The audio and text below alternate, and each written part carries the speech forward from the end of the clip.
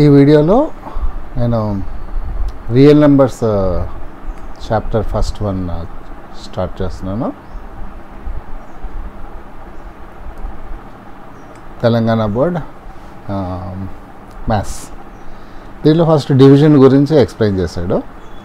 So division అంటే అందరికీ ఈజీగా తెలుసు, ఎందుకంటే చిన్నప్పటి నుంచి మనం డివిజన్ చేస్తున్నాం కాబట్టి ఆ డివిజన్ని ఒక సిస్టమేటిక్ రూల్ కింద తయారు చేసి ఇచ్చాడు. సో యూజువల్గా డివిజన్ అంటే ఫర్ ఎగ్జాంపుల్ 30 తీసుకున్నాం, డివైడెడ్ బై 7 తీసుకుంటే ఇది 4 టైమ్స్, ఇది 28 అండ్ 2 అనమాట.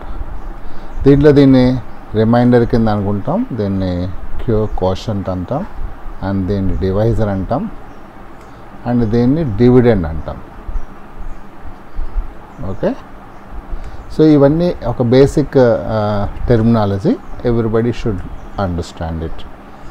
సో ఈ డివిజన్ రూల్ అని చెప్పి ఒకటి ఉంటుంది, మనం ఆల్రెడీ చిన్నప్పటి నుంచి నేర్చుకుంటూనే ఉన్నాం. ఈ డివిజన్ రూల్ అంటే ఎలా ఉంటుందంటే, డివిడెండ్ అంటే నేను 30 = అని రాస్తాను. ఇక్కడ ఈ 30 మధ్యలో దేన్నైతే మనం డివైడ్ చేస్తామో దాన్ని డివిడెండ్ అంటాం. తీసుకుని ఈ డివైజరు కోషంట్ మల్టిప్లై చేయాలి, అంటే 7 × 4 ఓకే, అండ్ ప్లస్ రిమైండర్ అనమాట. సో ఇది 7 × 4 28 + 2 30. ఇది డివిజన్ రూల్, చిన్నప్పటి నుంచి మనం నేర్చుకుంటుంది.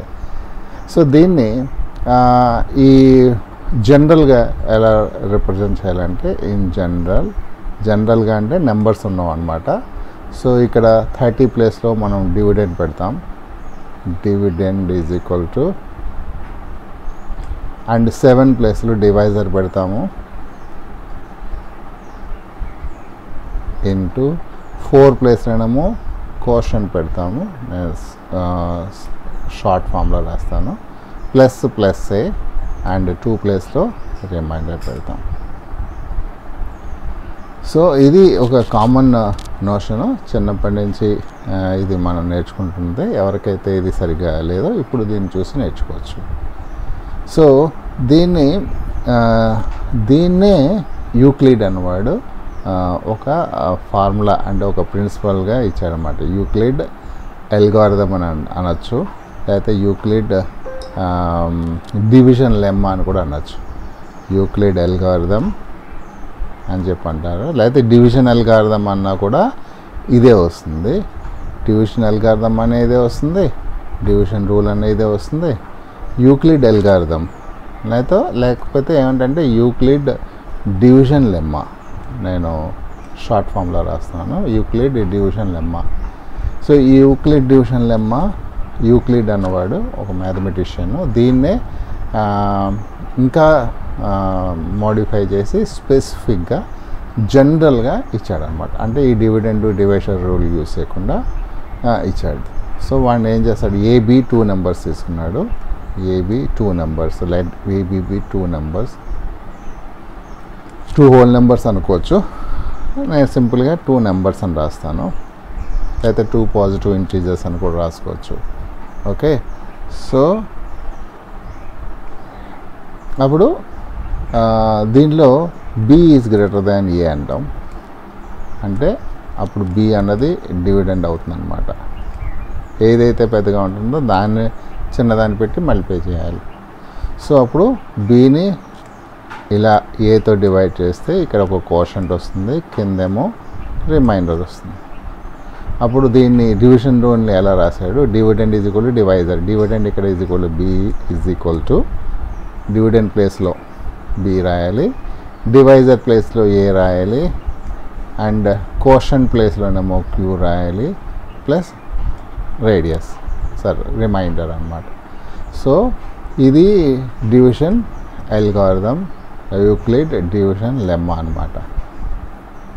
సో దీనికి ఇంకా స్పెసిఫిక్గా ఇచ్చాడనమాట. ఇక్కడ ఆల్రెడీ మనం ఒక బి ఈజ్ గ్రేటర్ దాన్ ఏ రాసాం కదా, ఇప్పుడు ఆర్ను కూడా, ఆర్ అన్నది కూడా ఎప్పుడు డివైజర్ కన్నా తక్కువ ఉంటుందన్నమాట.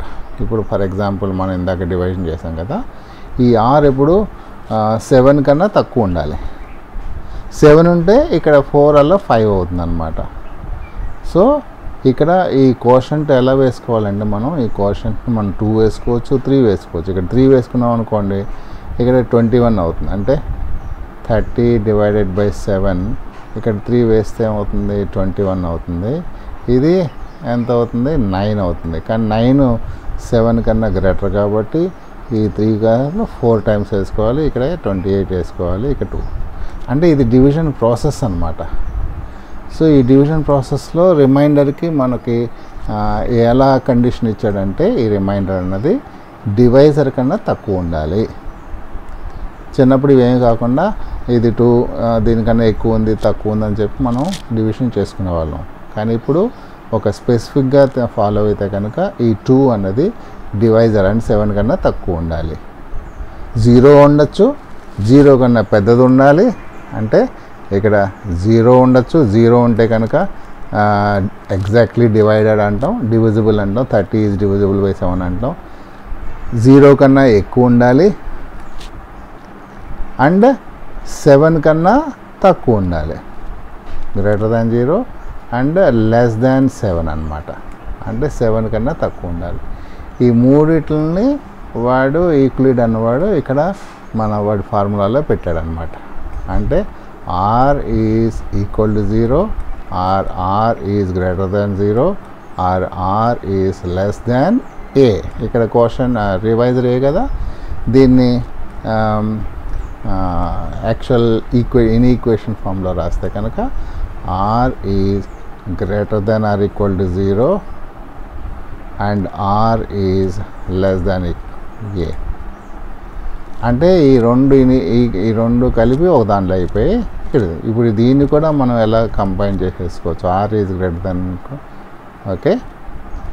సో మధ్యలో R పెడదాం ఇక్కడ. ఈ Rని బికాజ్ రెండిట్లోనూ కామన్గా ఇక్కడ R ఉంది, ఇక్కడ R ఉంది కాబట్టి Rని మధ్యలో పెడతాము. రైట్. ఇప్పుడు 0ని ఇటువైపు పంపించాలి కాబట్టి సైన్ కూడా ఉల్టా అయిపోతుంది.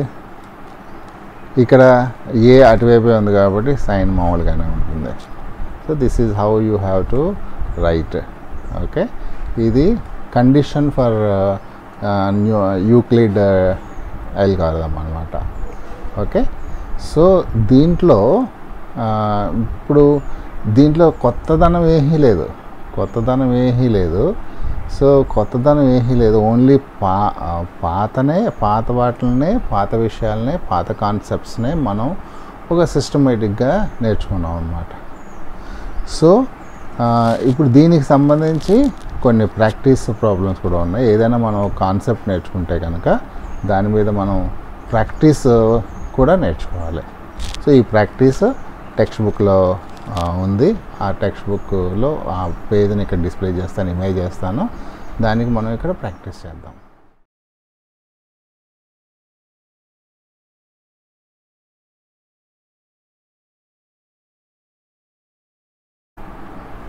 ఇప్పుడు ప్రతి కాన్సెప్ట్ తర్వాత టెక్స్ట్ బుక్లో ఈ టైప్లో అంటే మీకు ఇక్కడ ఏం కనబడుతుంది, డూ దిస్ అని చెప్పి ఉంటుంది.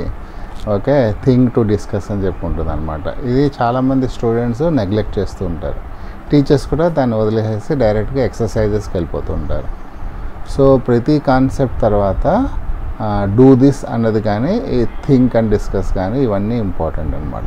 ఇక్కడ చూడండి, దీంట్లో నేను కాన్సెప్ట్ చెప్పిన తర్వాత డూ దిస్ అని చెప్పి ఇచ్చాడు.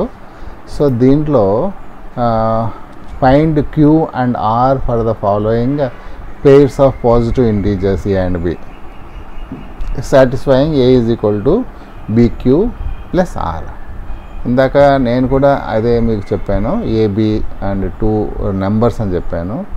AB and 2 numbers. ఇక్కడ ఆల్రెడీ ఇక్కడ దీన్ని యూక్లిడ్ డివిజన్ అల్గారిథం ఇచ్చాడు. ఇక్కడ AB పాజిటివ్ ఇంటీజర్స్ అని చెప్పాడు. సో అందరూ మీరు పాజిటివ్ ఇంటీజర్స్గా గుర్తుపెట్టుకోండి. Okay, so A is equal to BQ plus R. చిన్నగా ఉంది కదా, BQ ప్లస్ R. సో నేను ఇందాక అలా అంటున్నామో A బదులు B తీసుకున్నాను, ఎందుకంటే నేను నా కండిషన్లో B గ్రేటర్ దెన్ రాశాను కాబట్టి ఇక్కడ B వచ్చింది. ఇక్కడ A గ్రేటర్ దెన్ B అనమాట. సో ఇక్కడ ఆర్ కండిషన్ కూడా ఏమి ఇచ్చాడంటే 0 less than or equal to r less than b అనమాట. ఇక్కడ బి డివైజర్ అయిపోయింది. సో దీనికి తగ్గట్టుగా ఇక్కడ వీడు ఇచ్చాడు. ఇక్కడ first question find q and r. So ఇక్కడ ఏ ఎంత, అక్కడ ఏ ప్లేస్లో 13 వేద్దాం, క్వశ్చన్ నెంబర్ 1. ఓకే, ఏ ప్లేస్లో మనం 13 వేసేద్దాం. ఓకే, బి ప్లేస్లో 3 వేద్దాం ఇంటూ క్యూ ప్లస్ ఆర్ అనమాట. సో ఈ ఈక్వేషన్ మొత్తం ఈ right hand side left hand సైడ్కి ఈక్వల్గా ఉండాలి. ఇప్పుడు మన ఫర్ ఎగ్జాంపుల్ 2 పెట్టుకోండి, 3 2 = 6, 6కి ప్లస్ 5, ఇక్కడ 2 పెడితే ఇక్కడ క్యూ 2 వేసుకోండి ఫర్ ఎగ్జాంపుల్.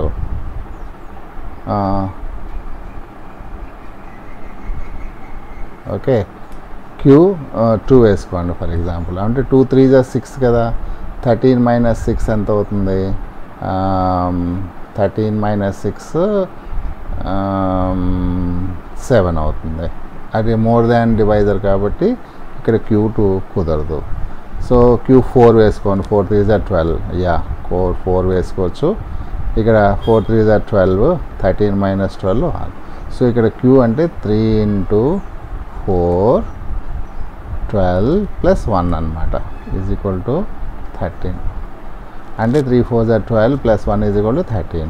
సో ఏ అన్నది 13 అన్నదేమో డివిడెండ్, 3 అన్నదేమో డివైజరు, 4 అన్నది కోషంటు అండ్ 1 అన్నది రిమైండర్ అనమాట.